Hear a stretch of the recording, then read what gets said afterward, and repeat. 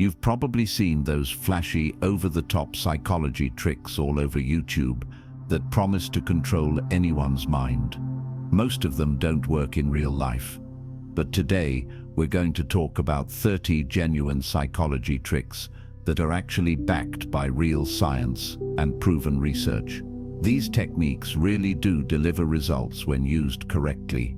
But here's the critical warning. These tricks are highly manipulative. The strategies I'm about to describe are designed to influence other people in subtle and sometimes deceptive ways. Yes, they can be effective, but they must be used with extreme caution and ethical consideration. Because misusing these techniques can seriously damage your relationships, destroy trust that took years to build, and lead to major ethical problems that could harm your reputation and conscience. Ask yourself this question before using any of these: am I using this to help or to harm? The answer matters. Now, let's dive into the first trick. Trick hash 1, the name drop technique. Picture this scenario. You're standing in a crowded room filled with dozens of people. Everyone is talking loudly, moving around. Music might be playing in the background. It's complete chaos. Now, you need to get your friend's attention, but they're across the room. What do? Instead of waving your arms wildly like you're directing airplane traffic, or shouting, "Hey," at the top of your lungs, simply use their name. For example, say, "Hey Sarah, over here." Here's what happens. When people hear their own name, their brain instantly perks up. It's like a mental alarm goes off. Scientists call this the cocktail party effect. Your name is the most important word in your personal dictionary. Using someone's name makes it incredibly easier to connect with them and grab their attention. It shows that you're speaking directly to them, not just talking to the crowd. It also makes the interaction feel more personal and genuine. When you call out their name, you cut through all the noise and distractions.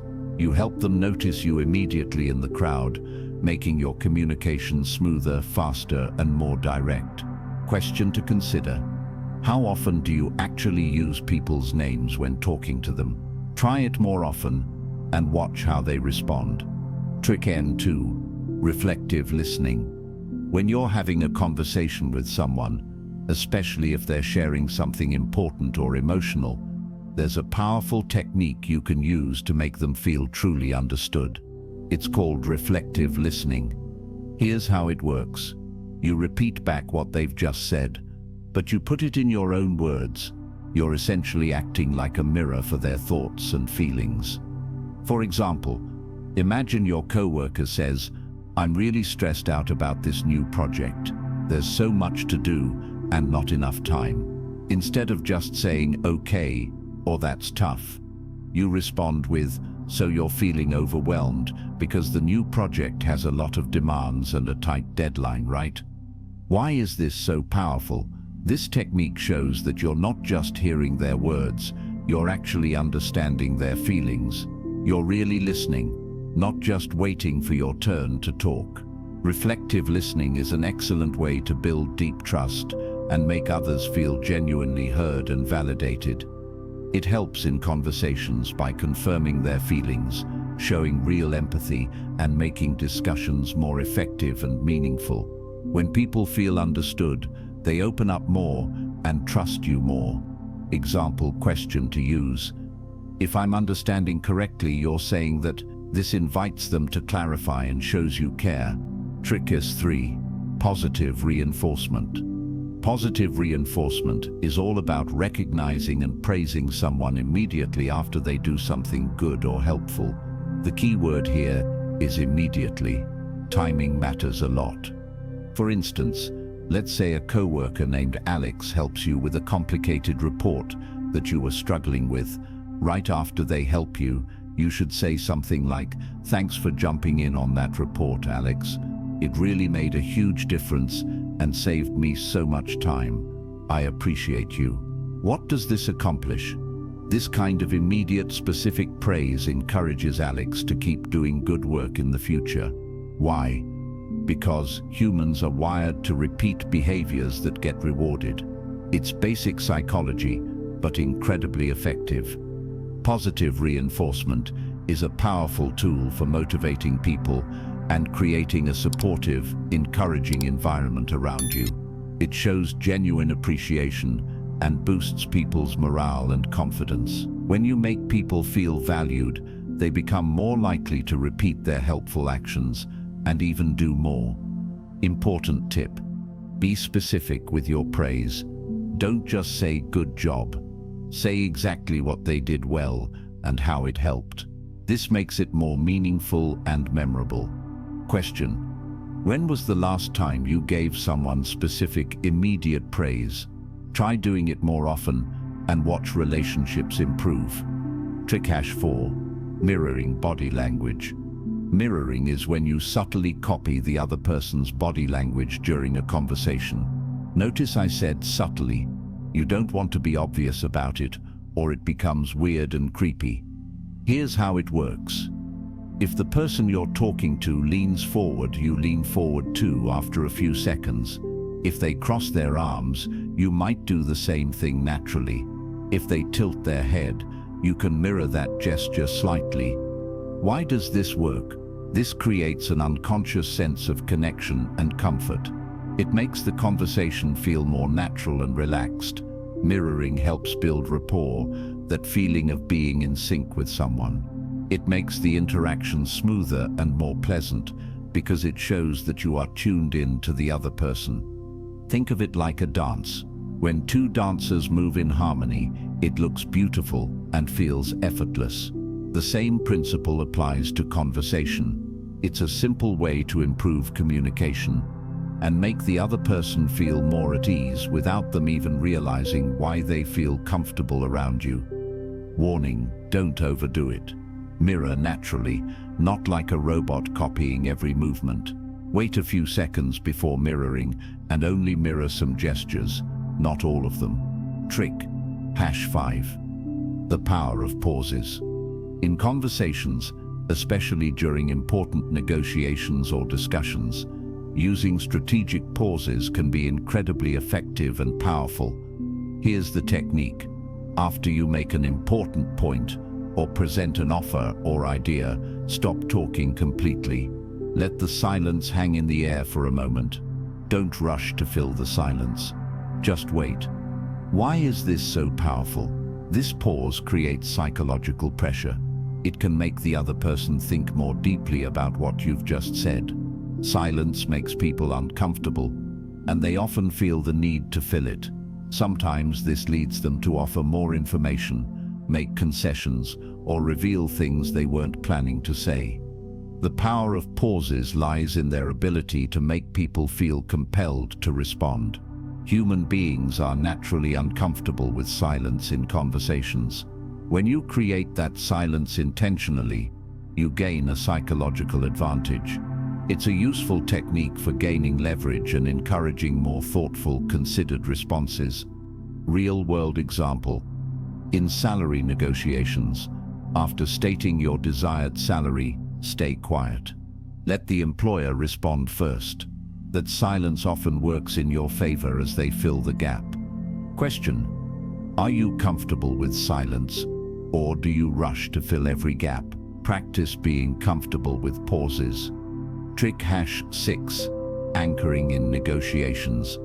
Anchoring is a powerful negotiation technique where you start with a high number or an extreme position to set a reference point that shapes the entire discussion. Here's how it works. Let's say you're negotiating a salary for a new job. If you start by asking for $90,000, that number becomes the anchor.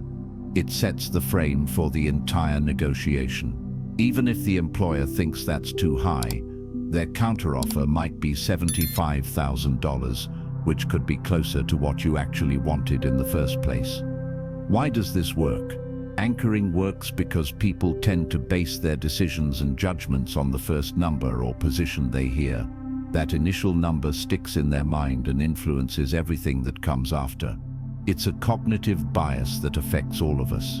It's a useful strategy for making your actual request seem more reasonable and acceptable when compared to the high starting point. Even if they don't agree to your anchor, they're still influenced by it. Another example, when selling a car, if you list it for $8,000, even if you'll accept $6,500, buyers will negotiate down from $8,000, likely landing you more money than if you'd listed it at $7,000. Question: what's your anchor point in your next negotiation? Think strategically before entering discussions. Trick hash 7. The door-in-the-face technique. The door-in-the-face technique involves starting with a big, unreasonable request that you fully expect to be rejected, and then following up with a smaller, more reasonable request that's what you actually wanted all along. Here's a practical example. Imagine you want someone to donate $10 to a charity. Instead of asking for $10 right away, you first ask, would you be willing to donate $100 to our cause? They'll likely say no. The door gets slammed in your face, metaphorically. Then you immediately follow up with, I understand, that's a lot.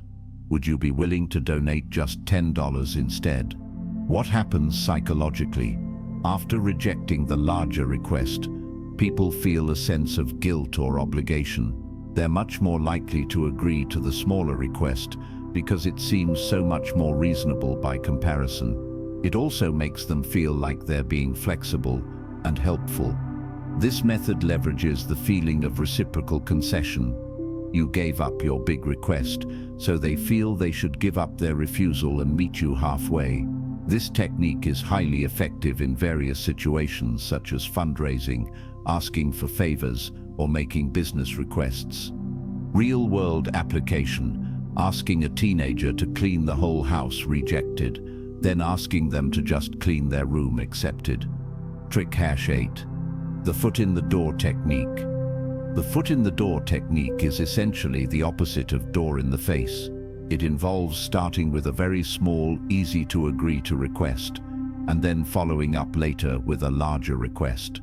Here's how it works in practice. You might first ask someone to help you carry a single book from one room to another.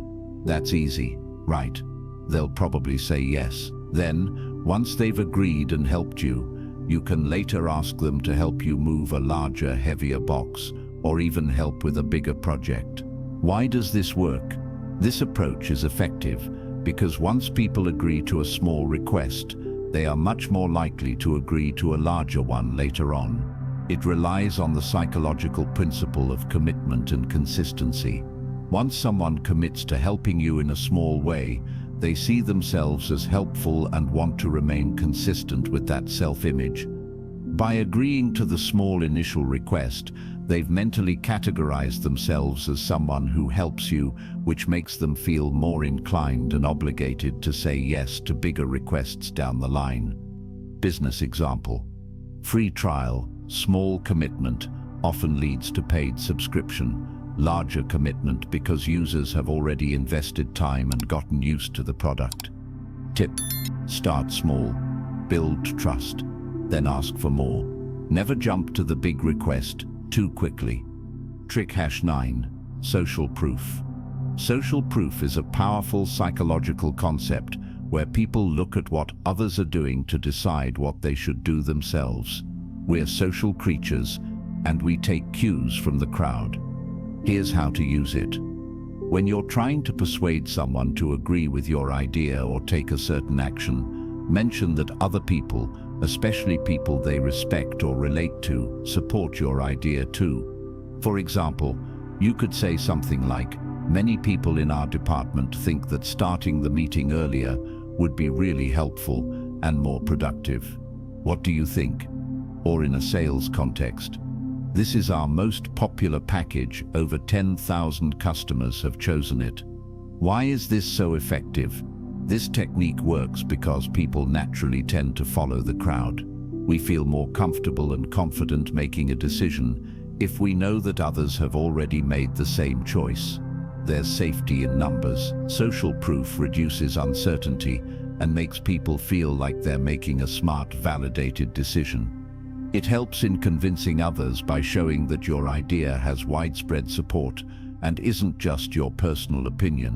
When people see that everyone is doing it, they don't want to be left out or make the wrong choice.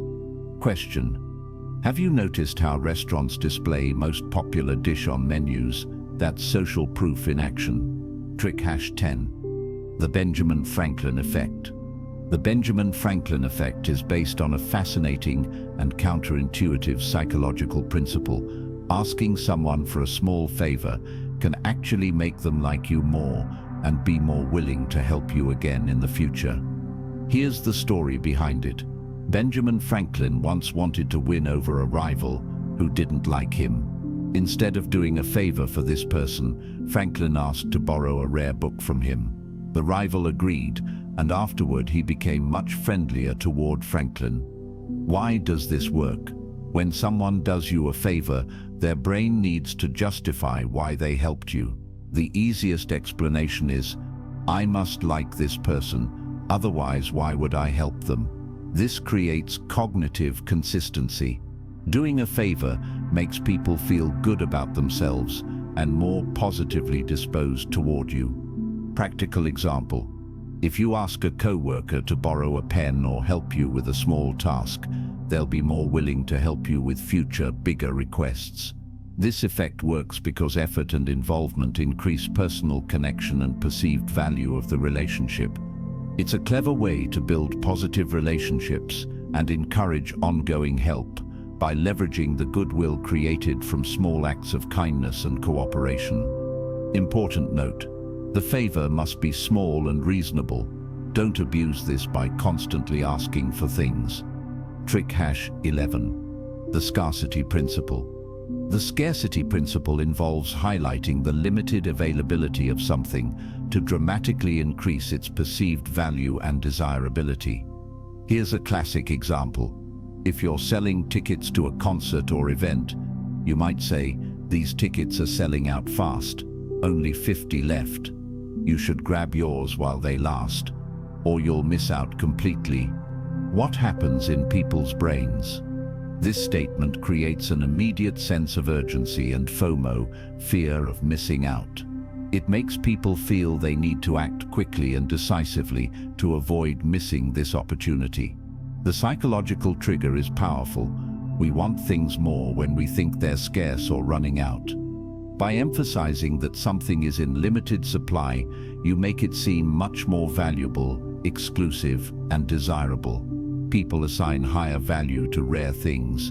This trick is incredibly effective in marketing, sales, and persuasion because it taps directly into our fear of losing out on opportunities. It encourages people to make decisions faster and often with less careful deliberation or second guessing. Scarcity creates urgency, and urgency drives action. Common examples you see everywhere: only 3 rooms left at this price. Limited time offer. While supplies last. Question: have you ever bought something just because it was running out? That's the scarcity principle at work on you. Trick #12. Emotional labeling. Emotional labeling is a powerful technique used to identify, name, and acknowledge the emotions that other people are experiencing, especially during heated or tense discussions. Here's how you use it.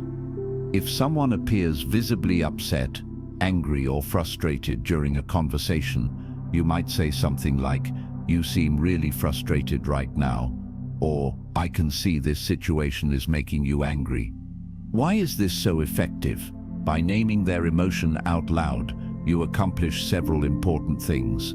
First, you show that you are paying close attention and that you genuinely understand how they feel. Second, this acknowledgement can actually help calm the situation down because it demonstrates empathy and emotional intelligence. When people feel that their emotions are being recognized and validated, it diffuses tension. They feel heard and understood, which is often what they wanted in the first place. Emotional labeling helps in making people feel validated, which almost always leads to more constructive, productive conversations and better resolutions.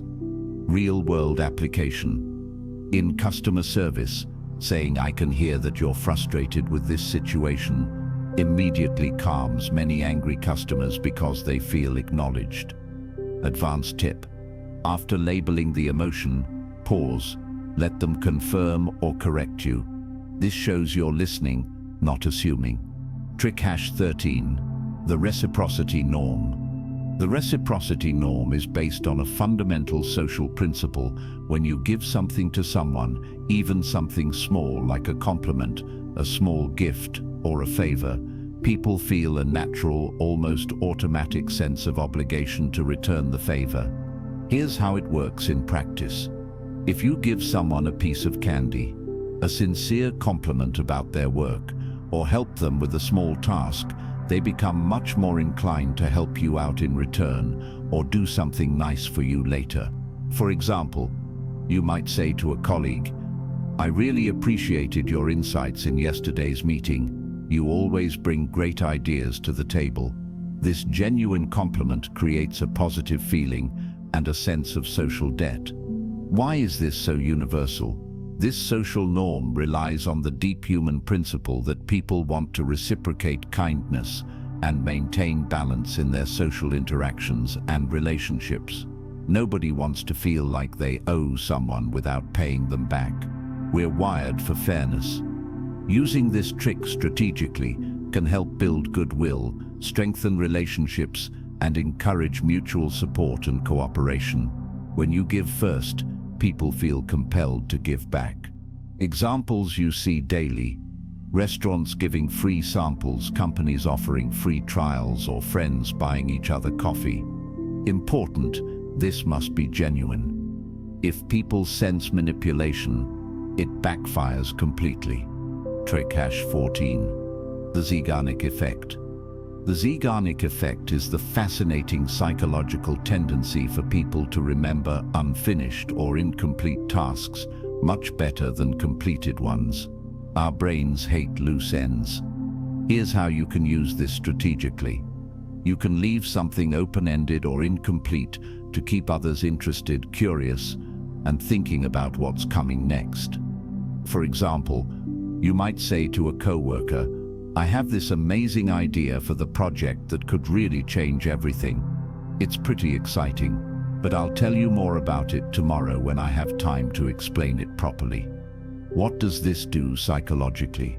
This approach creates powerful curiosity and keeps the other person thinking constantly about what's to come. By not providing all the details at once, you maintain their attention and dramatically increase their anticipation for the follow-up information. It's like a mental cliffhanger. Their brain will keep coming back to the unanswered question, making them more engaged when you finally reveal the information. This technique is used constantly in TV shows, cliffhanger endings, marketing campaigns, and storytelling. Question: have you ever been unable to stop thinking about an unfinished task or unanswered question? That's the Zeigarnik effect in your brain. Practical tip: use this sparingly. If you do it too often, people will think you're just teasing or wasting their time. Trick #15. Pacing and leading. Pacing and leading is a sophisticated conversational technique where you start by matching and mirroring the other person's behavior, energy level, or pace in a conversation, and then gradually guide them toward your desired topic, tone, or outcome. Here's a detailed example. Imagine someone is speaking very slowly and thoughtfully, taking time to choose their words carefully. You start by mirroring their pace, speaking slowly and thoughtfully yourself. This creates rapport and comfort. Then, as the conversation progresses, you slowly and smoothly shift to a faster or different rhythm, gradually guiding the conversation in a direction you want it to go. Why does this work so well? This technique makes transitions feel completely natural and smooth, rather than jarring or forced. By initially aligning with their behavior and communication style, you create a strong sense of connection and trust. They feel understood and comfortable with you. Once that foundation is established, They're much more likely to follow your lead when you start shifting the conversation. It's like dancing. You match your partner's steps first, then lead them into new moves. Business application. In sales, you might start by discussing the customer's concerns at their pacing, then gradually shift to discussing solutions and closing the deal, leading. Key principle: always pace before you lead. Rushing to lead without pacing first creates resistance. Trick #17. The power of because. The power of because involves providing a reason, any reason, really, when making a request to significantly increase the likelihood of getting a positive response and compliance. Here's a famous psychology experiment. Researcher Ellen Langer tested this at a copy machine. She had people make 3 different requests. 1. Can I cut in line? 60% said yes. 2. Can I cut in line because I'm in a rush? 94% said yes. 3. Can I cut in line because I need to make copies? 93% said yes. Even though everyone there needed to make copies. The key insight: people are much more likely to comply when they hear a reason, even if that reason doesn't actually make logical sense.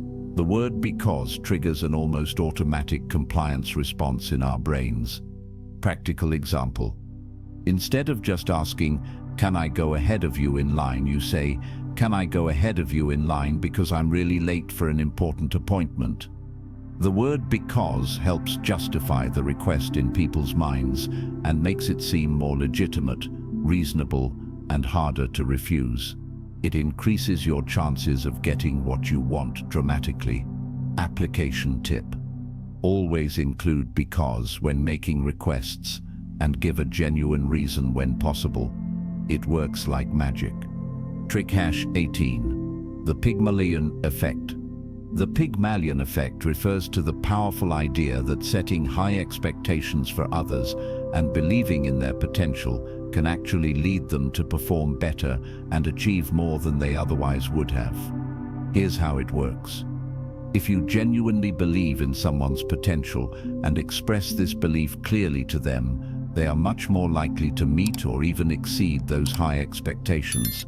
Your belief becomes a self-fulfilling prophecy.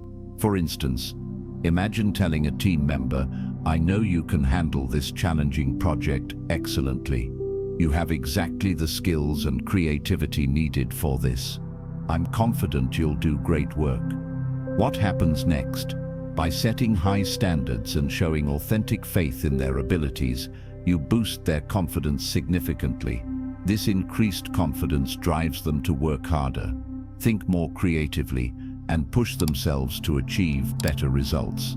They don't want to let you down, and they start believing in themselves because you believe in them. This effect is named after the Greek myth of Pygmalion, who created a sculpture so beautiful that it came to life. Your expectations can bring out the best in people. Real-world example: teachers who believe certain students are gifted, even randomly selected, see those students perform better purely because of the teacher's expectations and treatment.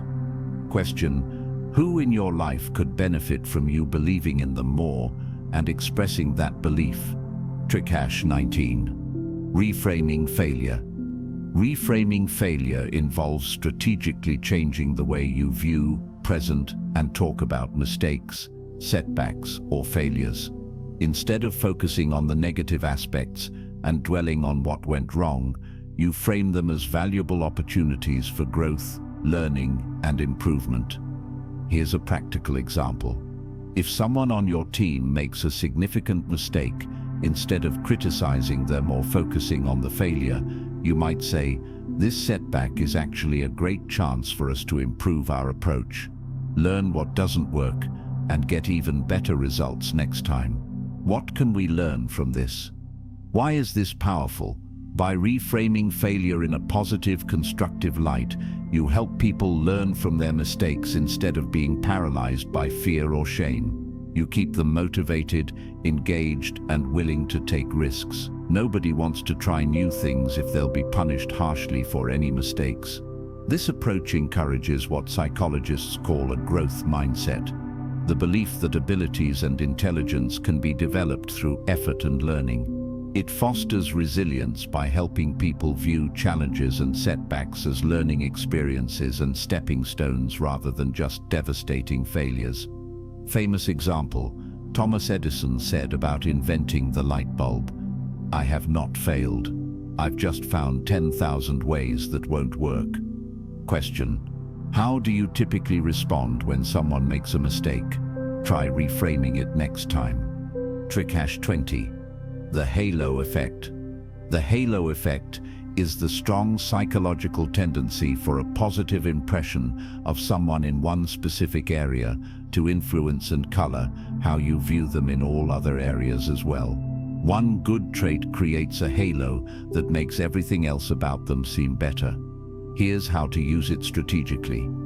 If you highlight and emphasize a person's positive trait or accomplishment early on in an interaction, such as saying, "You have a great eye for detail," or "Your analytical skills are impressive," it can make others view them much more favorably in other aspects as well, even aspects unrelated to that specific trait. Why does this happen? This positive first impression powerfully shapes how people perceive someone's overall abilities, character, and value. Our brains like consistency. So if we think someone is good at one thing, we assume they're probably good at other things too. Real-world example. Attractive people are often assumed to be more intelligent, kind, and competent, even though attractiveness has nothing to do with those traits. Companies use this by having attractive spokespeople. By focusing on and praising a specific positive quality early in an interaction, you create a favorable overall impression that can significantly enhance how others see and respond to that person. This halo spreads across their entire image. Application. When introducing someone, highlight their best quality first. When meeting someone new, lead with your strongest attribute. Trick #21. Time constraints and urgency. Using time constraints strategically can be a powerful way to prompt quicker decisions and faster action from others. Deadlines create pressure, and pressure drives action. Here's how to use it effectively. If you need someone to make a decision quickly or take action soon, you might say something like, "I need to know your answer by the end of the day today," or "This offer is only available until Friday." What does this accomplish? By setting a clear, specific deadline, you create a strong sense of urgency that encourages and pressures the other person to act more quickly rather than procrastinating or overthinking. Time constraints help prevent endless deliberation and analysis paralysis. This tactic works by making the available time seem limited and precious, which can push people to prioritize your request and take action sooner rather than later. When there's no deadline, people put things off indefinitely. When there's a deadline, they're forced to decide. Examples you encounter constantly. Sale ends Sunday. Register by midnight to get the discount. Limited time offer. Important balance. While effective, don't create artificial urgency for everything, or people will stop believing your deadlines. Use this strategically when time genuinely matters. Question: do you tend to procrastinate without deadlines? Most people do. That's why this trick works so well. Trick #22. Perspective taking. Perspective taking involves asking someone to actively consider and imagine a situation from another person's point of view or viewpoint. It's about getting them to mentally walk in someone else's shoes. Here's a practical business example. You might say to your team, "Imagine how our customers feel when they encounter this frustrating issue on our website. They've just finished shopping, they're ready to buy, and then the checkout breaks. How does that make them feel? What emotions are they experiencing? Now, how can we improve their experience? Why is this so effective?" Encouraging others to see things from a different perspective helps them understand the broader impact of problems and decisions. It creates empathy and emotional connection. When people can imagine themselves in another person's situation, they become much more motivated to find solutions and make improvements. This approach can be especially useful and powerful in problem-solving sessions, conflict resolution, improving customer service, and building team cohesion. It fosters empathy, deeper understanding, and more thoughtful, human-centered solutions. Another example, in a disagreement, asking, "How do you think they interpreted what you said?" helps people see beyond their own intentions to understand impact. Reflection question. When was the last time you genuinely tried to see a situation from someone else's complete perspective, including their emotions and constraints? Trick #23. The contrast principle. The contrast principle involves strategically placing two different items, options or ideas next to each other to highlight and exaggerate their differences, making one appear more attractive or valuable by comparison. Here's a classic sales example. You might present options like this. This premium model costs $500, but this standard model is only $300. By presenting the more expensive option first, the second option suddenly appears much more attractive, affordable, and reasonable in comparison. The $300 seems like a bargain after seeing the $500 price tag. Why does our brain fall for this? This technique works because people very rarely make judgments based on absolute values. Instead, we make judgments based on relative comparisons. We need context to decide if something is expensive or cheap, good or bad. By controlling what we compare things to, we can influence decisions. Another common example. Restaurant menus often include one extremely expensive item, $75 steak that few people order, but its presence makes the $35 entrees seem more reasonable by contrast. By using contrast strategically, you can make your more favorable option seem like a much better deal, the smart choice, and the obvious decision. It's all about what you compare it to. Marketing tip. Always show the higher-priced option first, then present your target option. The contrast works in your favor.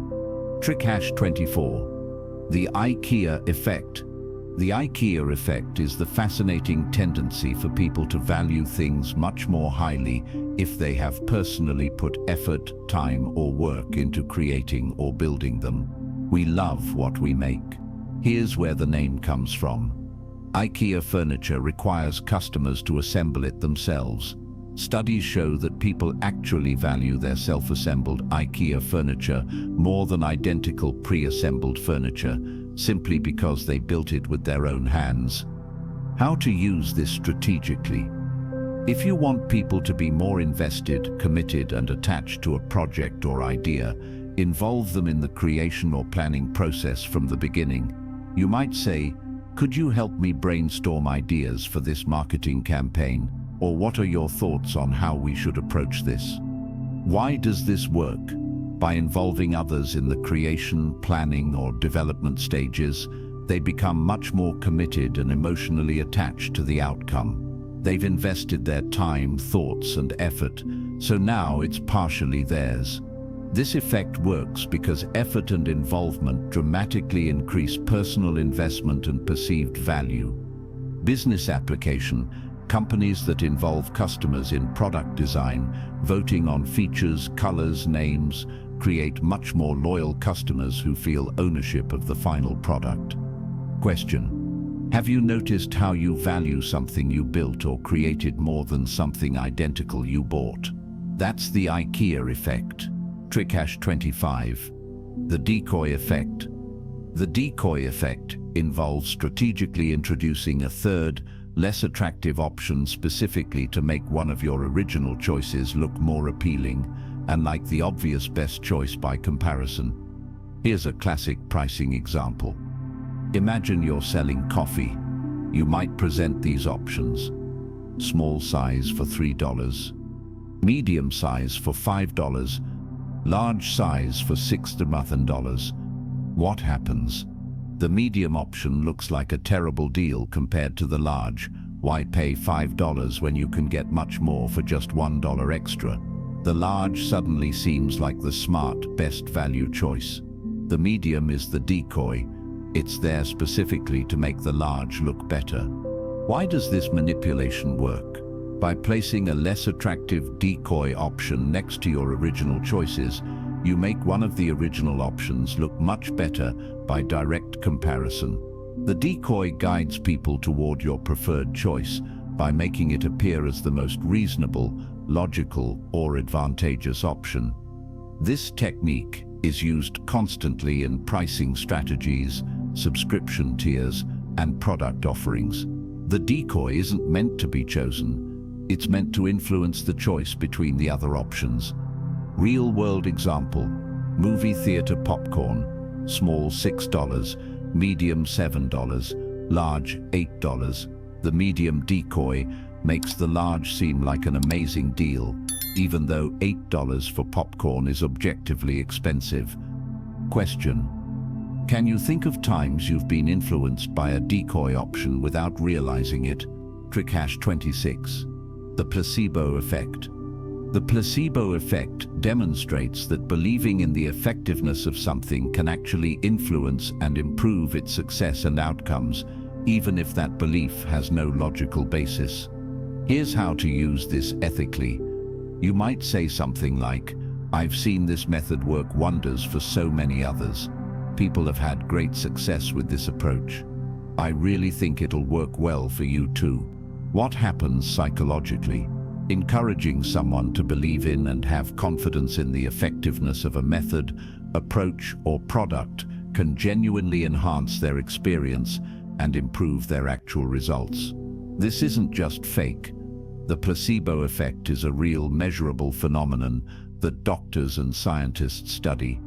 Why does this work? Expectations powerfully shape outcomes. When people are confident and believe something will work, they approach it with more commitment, effort, and positive energy. This creates a self-fulfilling prophecy where belief helps create the very results they expected. Medical example: in studies, placebo pills, sugar pills with no medicine, reduce pain and symptoms in 30 to 40% of patients, simply because patients believe they're taking real medicine. Important ethical note: use this to boost genuine confidence and results, not to sell fake solutions or deceive people about what something can actually do. Question: have you ever felt better just because you believed something would help you? That's the placebo effect in action. Trick #27. Loss aversion.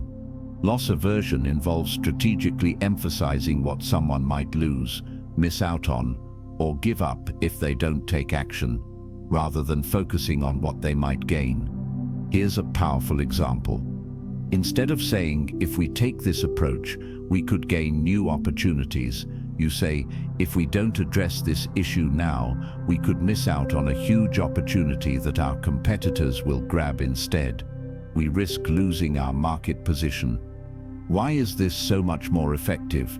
By highlighting potential losses rather than equivalent gains, you tap directly into people's deep psychological fear of losing something valuable. Research consistently shows that loss aversion works because people are often much more motivated to avoid losing something than they are to gain something of equal value. The pain of losing $100 feels about twice as strong as the pleasure of gaining $100. We're wired to protect what we have more than we're motivated to get new things. This is an evolutionary survival mechanism. Our ancestors who avoided losses like losing their food supply survived better than those who took risks for gains. This powerful technique can drive quicker action and faster decision-making by focusing people's attention on the real risks and potential negative consequences of inaction or delay. Marketing example: "Don't miss out on these savings" works better than "get these savings." The fear of missing out, FOMO, is incredibly powerful. Question: Think about your own decisions. Are you more motivated by avoiding losses or gaining rewards? For most people, it's avoiding losses. Trick hash 28. The power of touch. A light, appropriate touch on the arm or shoulder during a conversation can create a sense of connection, warmth, and surprisingly increase compliance with requests. Here's how this works. Research shows that a brief, gentle touch, like a light tap on the shoulder or a touch on the forearm lasting 1-2 seconds, can help build rapport and make the other person feel more connected to you and more receptive to your requests. For example, a waiter who lightly touches a customer's shoulder when taking their order often receives higher tips. A person asking for directions who briefly touches someone's arm is more likely to get help. Why does physical touch work? This technique works because appropriate physical touch can enhance feelings of warmth, trust, and human connection. Touch releases oxytocin, the bonding hormone in the brain, which creates positive feelings toward the person doing the touching. Critical warning. However, it is absolutely essential to use this tactic very sparingly and appropriately. Context, culture, and relationship matter enormously here. Unwanted, inappropriate, or excessive touch can have the complete opposite effect. It can make people uncomfortable, create harassment issues, and destroy trust instantly. Important guidelines. Only use with people you have some rapport with already. Never touch in intimate areas. Stick to shoulder, upper arm, or upper back. Only. Keep it brief, 1-2 seconds maximum. Be aware of cultural differences. Some cultures don't appreciate any touch. If someone pulls away or seems uncomfortable, never do it again. In professional settings, be extremely cautious. Question: are you comfortable with light, brief touches in conversation, or does it make you uncomfortable? Your answer reveals how you should approach this with others. Trick hash 29. The foot and mouth effect. The foot and mouth effect involves admitting to a small fault, minor mistake, or harmless weakness to make yourself seem more relatable, authentic, and human to others. Here's a practical example. You might say something like, "I actually missed a small detail on the report earlier this week, but I caught it and fixed it before the presentation. I always try to double-check my work now because of little mistakes like that." Why does this work so well? By acknowledging a minor error or imperfection, you create a strong sense of honesty, transparency, and authenticity. Nobody is perfect, and when you admit small flaws, you actually become more trustworthy, not less. This approach makes you appear much more approachable, real, and trustworthy, which actually helps in building stronger rapport. People relate better to humans who make mistakes than to people who pretend to be perfect. Perfection feels fake and intimidating. Vulnerability in small doses feels genuine and creates connection. When you show small imperfections, it makes others more likely to respond positively to you, trust you more, and feel comfortable around you. They think, this person is honest enough to admit mistakes. They're probably honest about other things too. Important balance. Admit to small, inconsequential faults only.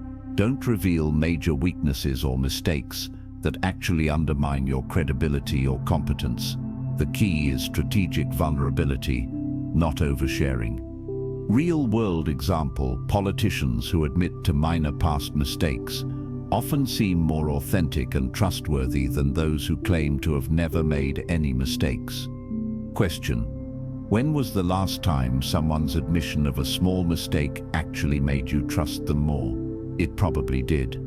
Trick hash 30. The endowment effect. The endowment effect is the powerful psychological tendency for people to value things much more highly, simply because they own them or feel ownership over them, even if objectively nothing has changed about the item itself. Here's how to leverage this strategically. You might say to someone, How would you like to lead this initiative?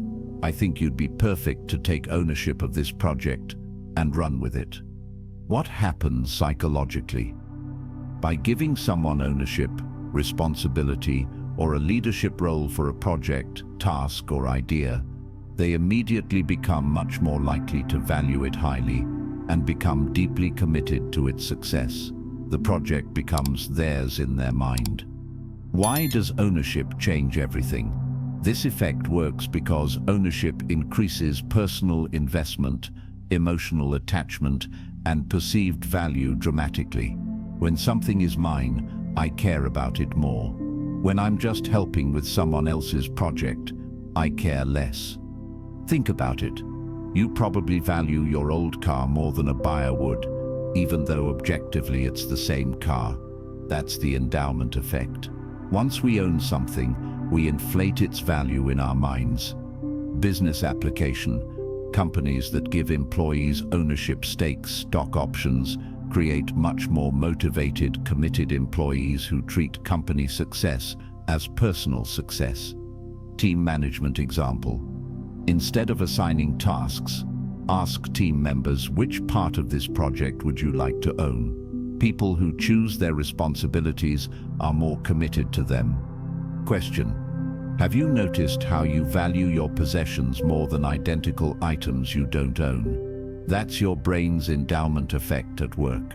Final important warning and ethical considerations. Now that you've learned all 30 of these psychology tricks, I want to end with a serious and important message about ethics and responsibility. These tricks are quite powerful, manipulative, and can be dark if misused. They work on real psychological principles that influence human behavior, often without people realizing they're being influenced. That's what makes them effective, but also what makes them potentially dangerous and harmful. Use them with extreme caution, wisdom, and ethical consideration. Ask yourself these critical questions before using any of these techniques. 1. Am I using this to help or to harm? Is your goal to create mutual benefit or just to manipulate someone for your own gain at their expense? 2. Would I be comfortable if someone used this on me in the same way? The golden rule applies here. If you'd feel manipulated or deceived, don't do it to others. 3. Am I being transparent about my intentions? Hidden manipulation destroys trust and relationships when discovered, and it usually gets discovered eventually. 4. What are the long-term consequences? Short-term manipulation might work once, but it usually damages relationships permanently when people realize what happened. 5. Is there a more honest, direct way to achieve the same goal? Often there is. Consider trying straightforward honesty first. Appropriate uses of these techniques include ethical sales and marketing, where you're offering genuine value, negotiations where both parties benefit, leadership and motivation to bring out the best in people, understanding psychology to protect yourself from manipulation, helping others feel heard, understood, and valued.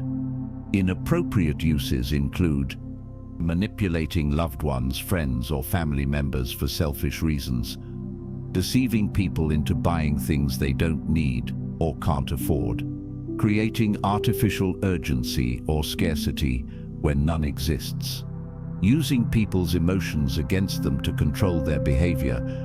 Any situation where you're exploiting vulnerabilities or creating harm. Remember, trust takes years to build and seconds to destroy. Manipulation might work in the short term, but authentic relationships and honest communication create lasting success and genuine happiness. If you're curious about even more intense psychological tactics and want to dive deeper into persuasion psychology, you might be interested in exploring advanced influence techniques. However, always remember that with great power comes great responsibility. The most successful people in life aren't master manipulators. They're people who build genuine trust, create real value, and treat others with respect and honesty. These psychology tricks are tools, Like any tool, they can be used to build or to destroy. The choice is always yours. Thank you for watching, and please use these techniques wisely and ethically.